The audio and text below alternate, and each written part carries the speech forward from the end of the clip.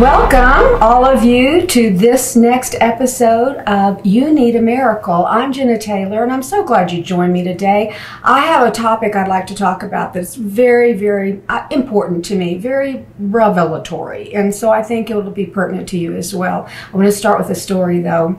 You know, I work at Faith City Mission, and I love my job, and we have many people that come to us that need to get clean and sober. That's why they come. They come to join the year-long program. It's free of charge. And so we help them with classes and with counseling and all sorts of things to see what we can do to help this little one get back on their feet and live a good and productive life, a happy life, a normal life.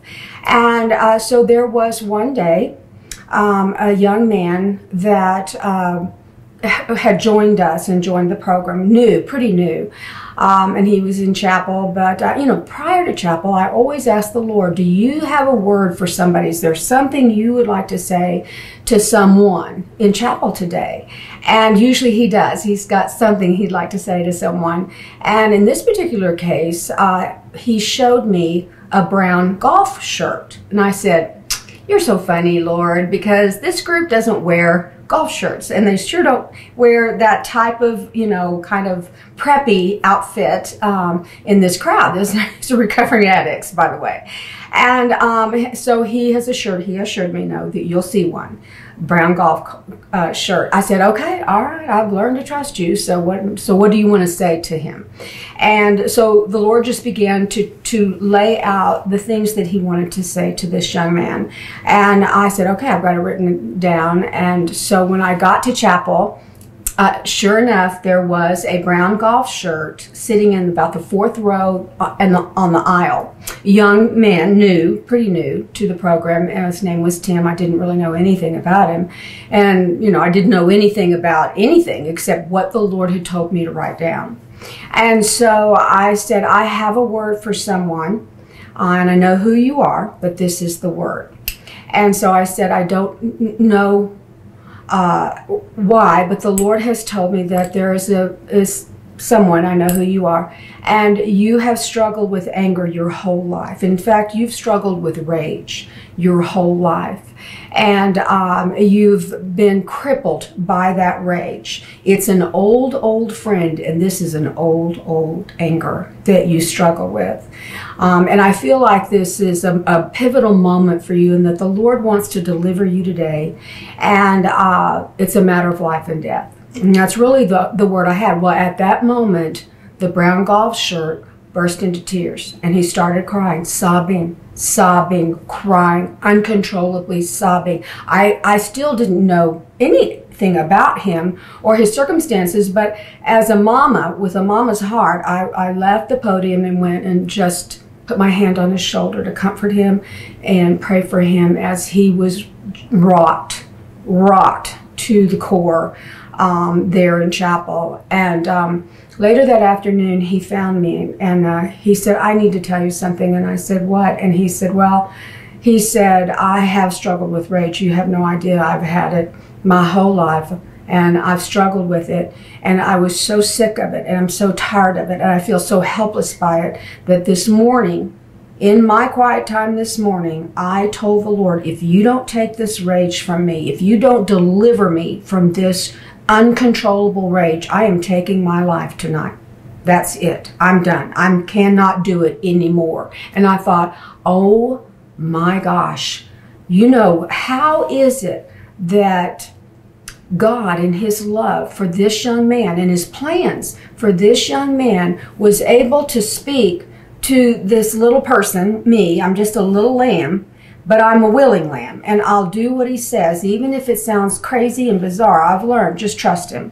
And then watch it, how God delivered that young man from rage. And he never dealt with it in the rest of his program. It was over. It was done. He was supernaturally delivered from that rage.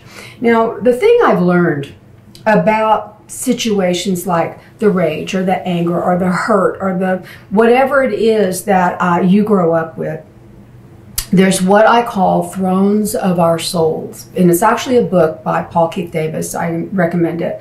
But in the book, it's an interesting concept, but in the book, Paul Keith just describes your soul. So picture your soul in the depth of your being, and picture in your soul a circle of thrones that face each other. So there's a whole circle of thrones, and on some thrones there are angels. This is areas that you've, gotten the victory, so to speak, or you've overcome, or this is a good thing, this trait that you have. But on some thrones there could be demons sitting on your throne. And if you think about it, it almost takes your breath away to think, oh my gosh, I have demons on my thrones, in my soul. Oh my gosh, what do I do with that? I'm not sure. And so he goes on to explain that there could be an area, for instance, the young man with the brown golf shirt had an area in his soul on the throne was a demon of rage. And so that ruled his life. In fact, it ruled the rest of the thrones. And so we teach this class. I teach this class to our addicts when they come in so that they can get rid of these, because it's a simple matter of deliverance. It's just to cast that demon out. Jesus did it. And then he told us to do it. He said, heal the sick, raise the dead, cast out demons, cleanse the lepers. Freely you've been given, freely give. And so I've been trained in it, and so what I do is I pass out a list of common, typical garden variety demons that people struggle with, and there'll be different categories of different things, emotions and addictions and all kinds of things. And so at any rate, we start this process where we talk about what's one you struggle with. Let's circle the ones that you personally, no one's going to see your list, don't worry. This is between you and the Lord, but circle the things you struggle with. What are some things that, for instance, if I ask the boys, they all say lust. And, I'm quick to explain, lust can be many things, not just, we think, sexual lust, that's true too, but there's also lust for money, or lust for beauty, or lust for popularity, or that type of thing. And so that is encompassing. And it comes up a lot. And so then there are other things that people want depression and addiction especially. And we go through these. And sometimes when we cast out the demon, I said, don't be ashamed, because a lot of times demons come out with a bang, a manifestation. And so it could be a lot of things. For instance, it could be a runny nose. It could be a cough. It could be a burping. It could be many things. In fact, with lust, it's been my experience that with lust, when that one comes out, he always throws up. Poor little guys, they're over in the trash can throwing up. And I say, don't be ashamed. This is a good thing. This means that demon's coming out. So listen, let's just keep going. And so it's a real interesting class, of course, and it's also eye-opening because they have not been exposed to this before. And so we walk through this process. Well, one day I actually, we're all there, and I'm explaining the thrones of our souls, and we're going to circle the ones we struggle with, and then, we're going to cast them out. So people would call out one, so we go after that one.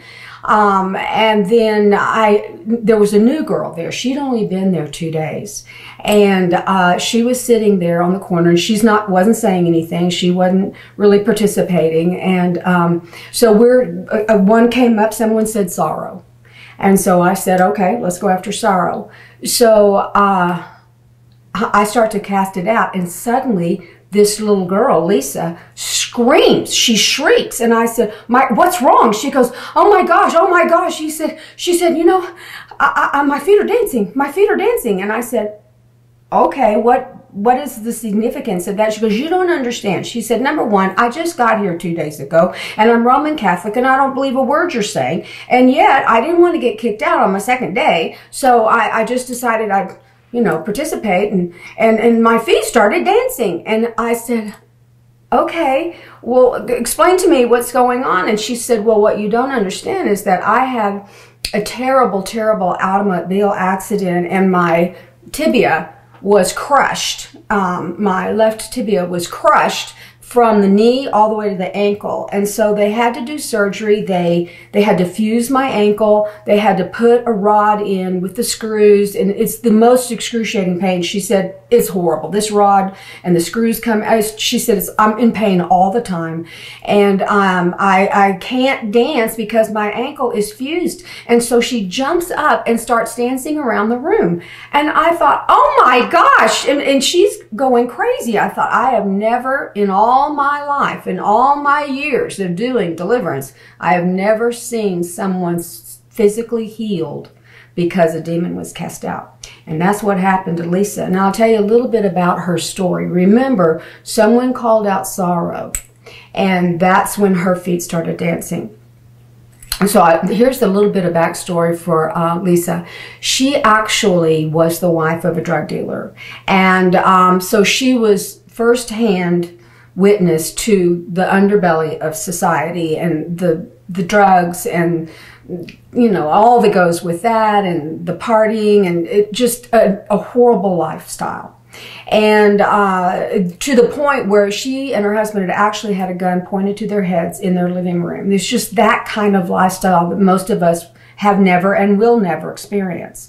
And so the drugs just kept on, and her husband began to take more and more and more. And as it does happen with extended, over a period of time, drug use like that, the mind gets compromised. And in this compromise, his mind began to sink lower and lower and lower until one day he took his own life. He killed himself, which was the sorrow that she had experienced, the absolute sorrow of losing the man she loved. Despite his faults, she loved him dearly. And what made it worse and harder for her was that his family blamed her for his suicide, that it was her fault that this had happened.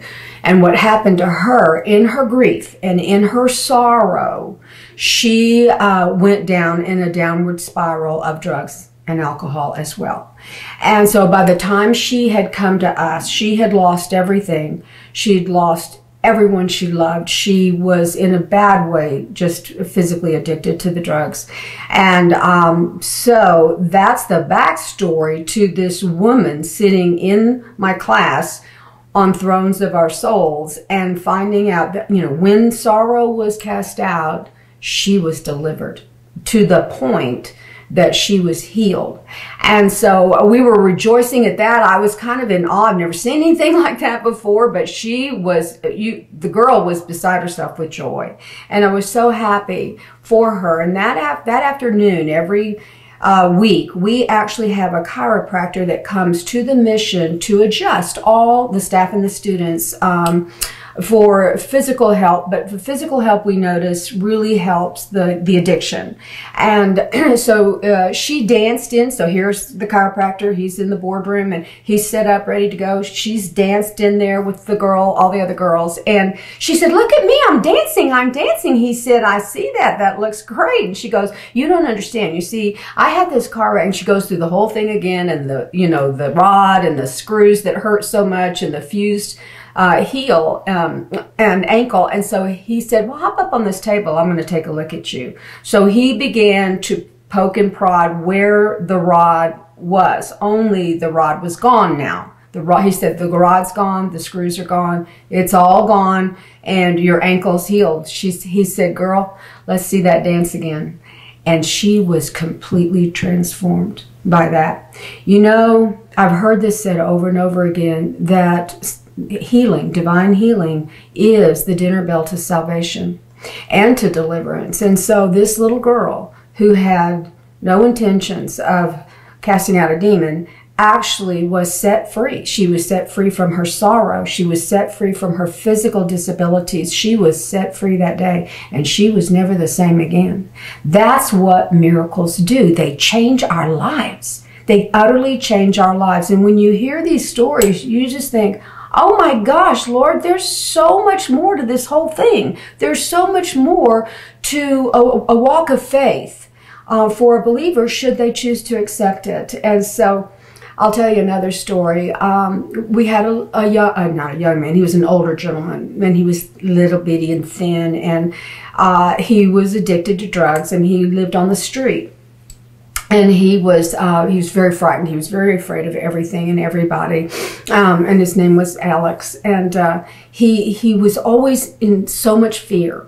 And I heard that, you know, he had actually been raped multiple times on the street. He lived on the street, and he was homeless, and he'd been raped multiple times. And so because of that, many times he would have a psychotic break, and he would go into this gripping fear beyond you and I understanding.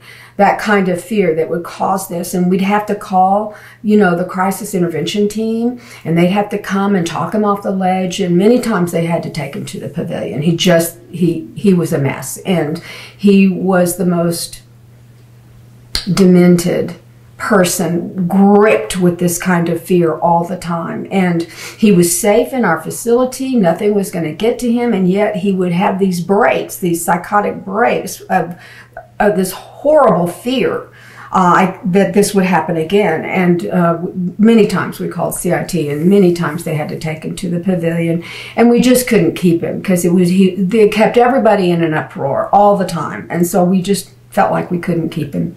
And I hadn't seen him in a long time. I hadn't seen him even come for lunch, so I wasn't sure where he was or what happened. And months and months and months later, I walk into the lobby, and there he is sitting there, and he is bruised and has abrasions. He's cut everywhere. He has a huge hematoma on his head. And I thought, what in the world? And it was odd. It was, anyway, I thought, what? I said, oh my gosh, Alex, what happened? He said, you're not going to believe this story. And I said, well, first, do you need help? Can we dress your wounds, you know? And we were seeing to him. And so he said, well, I want to tell you my story. He said, you know, I've always been afraid on the street. I said, I know, honey. And he said, well, but I found a brand new dumpster that nobody was putting trash in. So I found a safe place to be. No one would find me there. So I would sleep in that dumpster every night.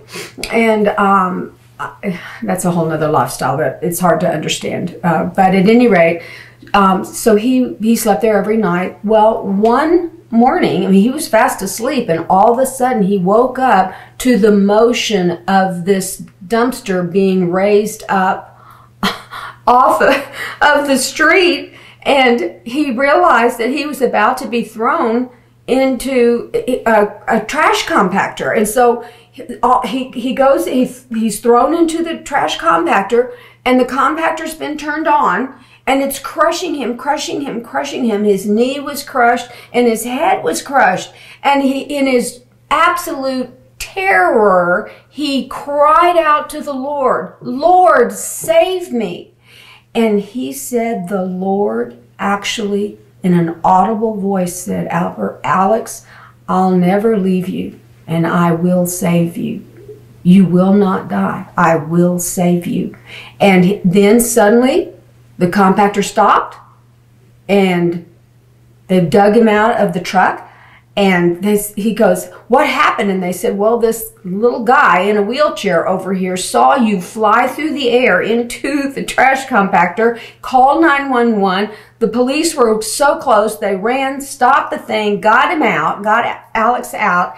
And he said, and that's my story. And I said, Alex, that's the most incredible story I've ever heard. I am so glad you lived to tell about it. He said, you know what else, Mrs. Taylor? I said, what, honey? He said, I'm not afraid anymore. I said, what? He said, no, I'm not afraid anymore, because now I know that the Lord is with me, and he'll always protect me. He said, you will not die, but I will save you. And he said, it's gone. The fear is gone. You know, that throne was in his soul, and it had governed his life, and he had been afraid all his life. And yet this one incident completely transformed him, completely made him a new man, honestly not afraid. We got to see him so many times and got to see him heal up and be taken care of. And it was just so good to see someone have a new lease on life, to be set free completely. It's just amazing to me, and I'm so glad for that. There's another story where I was walking. It was hot, hot, hot. It was outside. I was walking out into our parking lot, and there's people lining up for lunch and getting ready to come in for dinner. And I saw this car, a sedan, and the trunk was open, and there was just stuff stuffed into that trunk, and just helter-skelter kind of way. And there was an older gentleman, very thin, but he had on some Hawaiian shorts and no shirt, and a skinny little guy, and he was trying to get an inhaler to work, and he couldn't get it to work, and I could tell he was starting to panic, and he couldn't breathe. And so I said, "Sir, can I help you? Are you all right?" He said, I can't breathe. And I thought, oh my gosh, and I said, "We got to get that inhaler working." And I think it was empty. I don't know, but I said, "I've got to pray for you." And so I ran inside and grabbed another student that had experienced a miracle, and I brought him out, and we began to pray for the guy, because he was just as white as a sheet. And oh my gosh, I thought, we're going to lose this guy. And we started praying for him, for God to heal his lungs.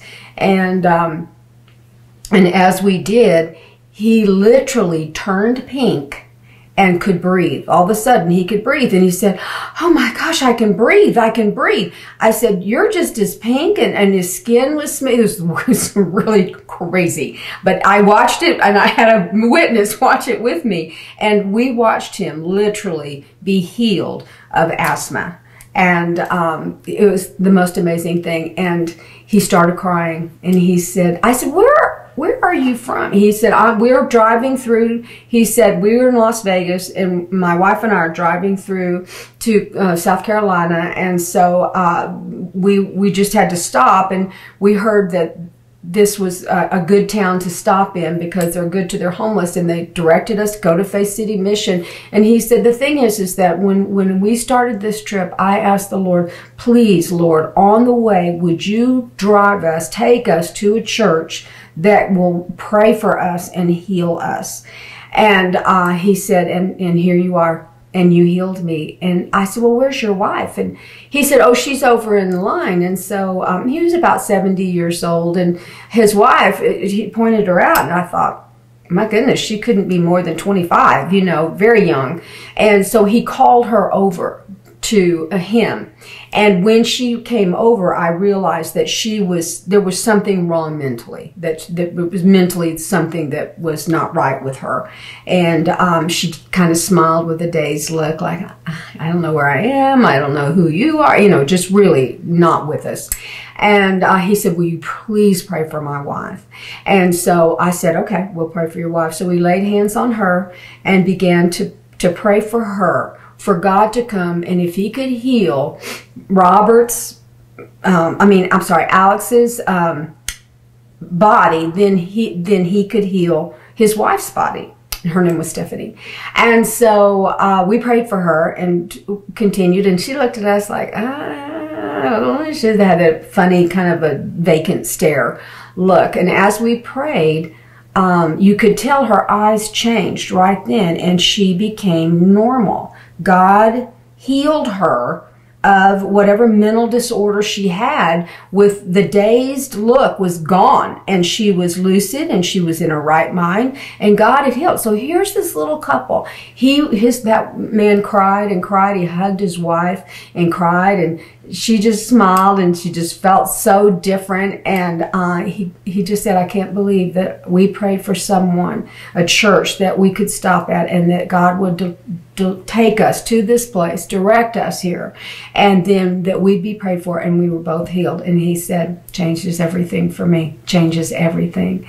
And so we provided them a place to stay, and a hot meal, and some clothing, and so they could go on their way. And the next day they did. They left, and we've never seen them yet since. But the thing is that God had a plan. In Las Vegas, God had a plan for them to stop in Amarillo and to just happen to come to Faith City Mission. And they both got healed, and off they went. That's what makes my job so great. I love it when I get to see someone like that. There's another throne that we see a lot at the mission, and that's rage and hatred. and especially hatred. And so I hate my father, I hate my mother, I hate my whatever, the perp, whoever it was, my betrayer. And so we had a young man that came, and he was ex-military. So he was very kind of stern, and he was angry at the world, and he hated everybody. And he was raised by a military father who also had this just hatred and rage for people. And so we thought, oh God, he's a mess. I don't know if we can keep him, because he was just so filled with this, anger and hatred.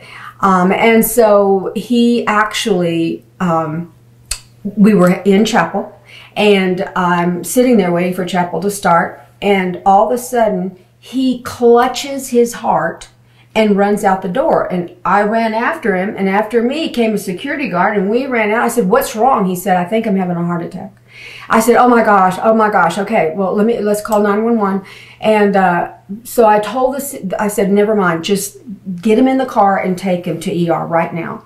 And so he did. Eric was the security guard, and he took him. And Eric came back and said, I don't know, he's in ER. And so waited to hear and waited to hear. And finally I got a call from the young man, and he said, well, I had a heart attack. And he said, I threw a clot. It was in my leg, 89% in my calf. I threw it to my heart, which is what the feeling, that pain was. But miraculously, it dislodged, and it ended up in a carotid right here. Now, this is dangerous, because the next place it goes is the brain, and you're dead. And he said, I'm a walking time bomb. And I said, oh my gosh, we've got to pray. And so we just continued to pray over him. And one day we were praying for him, and all of a sudden he felt burning heat in his calf and in his carotid. And he thought, I wonder if God's healing me. So we went back to the cardiologist, because he had to check on that medication for the carotid. And as he did, the doctor said, something's not right. I just did a scan to look at that clot, and it's not there. He said, what have you been doing? And the guy, he said, I'm not doing anything. I'm at Faith City Mission trying to get clean and sober. And he said, no, what are you doing? And the doctor said, well, I don't know what's going on, but it's not there. There's no evidence there ever was one in your calf, in your heart, or in the carotid. And he said, well, let me ask you a question, Doc. He said, do you believe in God? And the doctor said, well, I believe in Allah. And this young man said, well, it was Jesus Christ that healed me. And I'm healed. And he was completely healed. And the doctor certified that. Not medically possible. That's what's incredible. And he was delivered from his rage. He's delivered from his hatred. That's how good God is. And so, I hope this helps you, and helps you to understand the goodness of God and his longing to take care of you and to heal you and to deliver you. So, God bless you. If you have time, grab this book, read some more stories. It'll change your life. God bless.